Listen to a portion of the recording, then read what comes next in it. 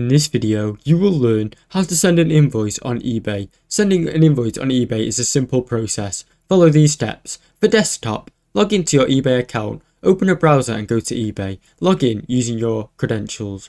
After that, click on My eBay in the top right corner of the page. From the drop-down menu, select Selling to go to the Selling overview. Then, under the Sold Item section, find the item or the buyer for whom you want to send the invoice to. This could be after an auction winner or a buyer who has purchased multiple items. Then, click on the More Actions button next to the item sold. From the drop-down, select Send Invoice.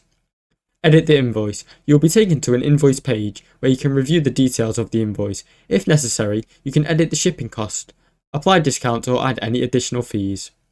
Once everything looks good, click Send Invoice. The buyer will be able to receive their invoice in their eBay messages and emails. After sending the invoice, the buyer can proceed with payment via PayPal, credit card or other payment method available on eBay. Thanks for watching. Don't forget to like and subscribe.